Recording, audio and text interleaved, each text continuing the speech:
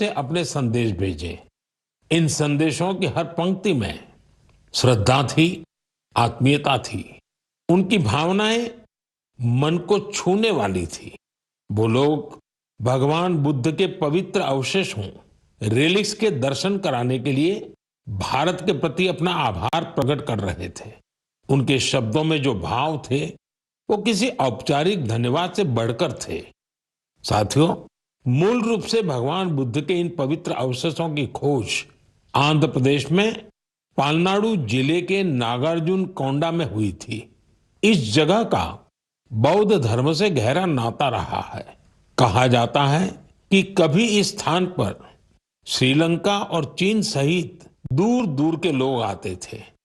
साथियों, पिछले महीने भगवान बुद्ध के इन पवित्र अवशेषों को भारत से वियतनाम ले जाया गया था। वहां के 9 अलग अलग स्थानों पर इन्हें जनता के दर्शन के लिए रखा गया। भारत की पहल एक तरह से वियतनाम के लिए राष्ट्रीय उत्सव बन गई। आप कल्पना कर सकते हैं, करीब 10 करोड़ लोगों की आबादी वाले वियतनाम में 1.5 करोड़ से ज्यादा लोगों ने भगवान बुद्ध के पवित्र अवशेषों के दर्शन किए। सोशल मीडिया पर जो तस्वीरें और वीडियो मैंने देखे, उन्होंने ये एहसास कराया कि श्रद्धा की कोई सीमा नहीं होती। बारिश हो, तेज धूप हो, लोग घंटों कतारों में खड़े रहे, बच्चे, बुजुर्ग, दिव्यांगजन सभी भाव विभोर थे। वियतनाम के राष्ट्रपति, उप प्रधानमंत्री, वरिष्ठ मंत्री, हर कोई नतमस्तक था। इस यात्रा के प्रति वहां के लोगों में सम्मान का भाव इतना गहरा था कि वियतनाम सरकार ने इसे 12 दिन के लिए और आगे बढ़ाने का आग्रह किया था और इसे भारत ने सहर्ष स्वीकार कर लिया। साथियों, भगवान बुद्ध के विचारों में वो शक्ति है जो देशों, संस्कृतियों और लोगों को एक सूत्र में बांधती है। इससे पहले भगवान बुद्ध के पवित्र अवशेष थाईलैंड और मंगोलिया ले जाए गए थे और वहां भी श्रद्धा का यही भाव देखा गया। मेरा आप सभी से भी आग्रह है कि अपने राज्य के बौद्ध स्थलों की यात्रा अवश्य करें। एक आध्यात्मिक अनुभव होगा, साथ ही हमारी सांस्कृतिक विरासत से जुड़ने का एक सुंदर अवसर भी बनेगा। मेरे प्यारे देशवासियों, इस महीने हम सब ने विश्व पर्यावरण दिवस मनाया। मुझे आपके हजारों संदेश मिले।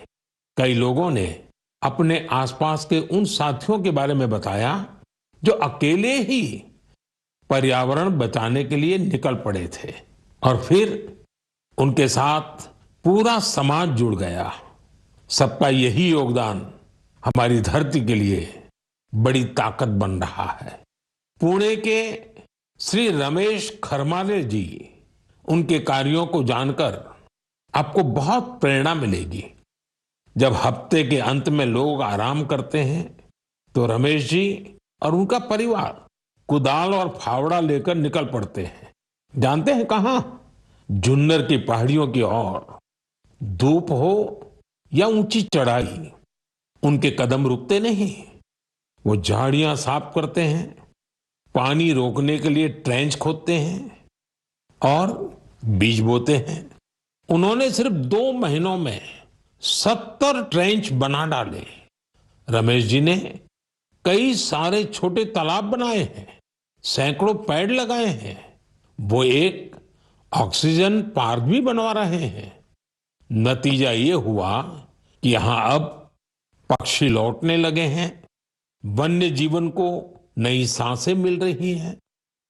साथियों, पर्यावरण के लिए एक और सुंदर पहल देखने को मिली है गुजरात के अहमदाबाद शहर में। यहां नगर निगम ने मिशन फॉर मिलियन ट्रीज अभियान शुरू किया है। लक्ष्य है लाखों पेड़ लगाना। इस अभियान की एक खास बात है सिंदूर वन। यह वन ऑपरेशन सिंदूर के वीरों को समर्पित है। सिंदूर के पौधे उन बहादुरों की याद में लगाए जा रहे हैं जिन्होंने देश के लिए सब कुछ समर्पित कर दिया। यहाँ एक और अभियान को नई गति दी जा रही है, एक पेड़ मां के नाम। इस अभियान के तहत देश में करोड़ों पेड़ लगाए जा चुके हैं। आप भी अपने आपके गांव या शहर में चल रहे ऐसे अभियान में जरूर हिस्सा लीजिए। पेड़ लगाइए, पानी बचाइए, धरती की सेवा कीजिए, क्योंकि जब हम प्रकृति को बचाते हैं तो असल में हम अपनी आने वाली पीढ़ियों को सुरक्षित करते हैं। साथियों, महाराष्ट्र के एक गांव ने भी बड़ी शानदार मिसाल पेश की है। छत्रपति संभाजीनगर जिले की ग्राम पंचायत है पाटोदा। ये कार्बन न्यूट्रल गांव पंचायत है। इस गांव में कोई अपने घर के बाहर कचरा नहीं फेंकता।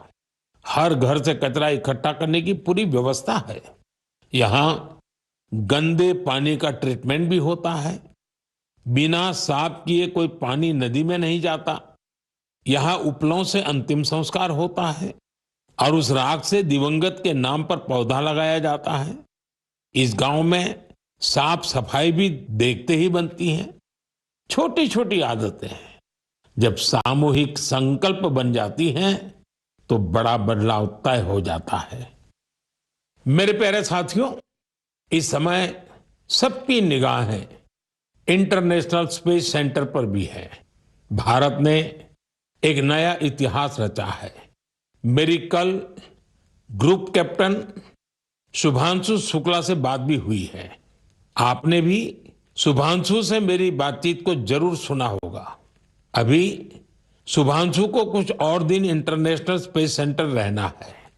हम मिशंस के बारे में और बातें करेंगे, लेकिन मन की बात के अगले एपिसोड में। अब समय है इस एपिसोड में आपसे विदा लेने का। लेकिन साथियों, जाते जाते मैं आपको एक खास दिन की याद दिलाना चाहता हूं। 1 जुलाई, परसों, यानी 1 जुलाई को हम 2 बेहद महत्वपूर्ण प्रोफेशंस का सम्मान करते हैं, डॉक्टर्स और सीए। ये दोनों ही समाज के ऐसे स्तंभ हैं जो हमारी जिंदगी को बेहतर बनाते हैं। डॉक्टर हमारे स्वास्थ्य के रक्षक हैं और सीए, चार्टर्ड अकाउंटेंट, आर्थिक जीवन के मार्गदर्शक हैं। मेरी सभी डॉक्टर्स और चार्टर्ड अकाउंटेंट्स को ढेर सारी शुभकामनाएं। साथियों, आपके सुझावों का मुझे हमेशा इंतजार रहता है। मन की बात का अगला एपिसोड आपके इन्हीं सुझावों से और समृद्ध होगा। फिर मुलाकात होगी नई बातों के साथ, नई प्रेरणाओं के साथ, देशवासियों की नई उपलब्धियों के साथ। बहुत बहुत धन्यवाद। नमस्कार। तो प्रधानमंत्री नरेंद्र मोदी ने मन की बात में तमाम बातों का जिक्र किया। प्रधानमंत्री मोदी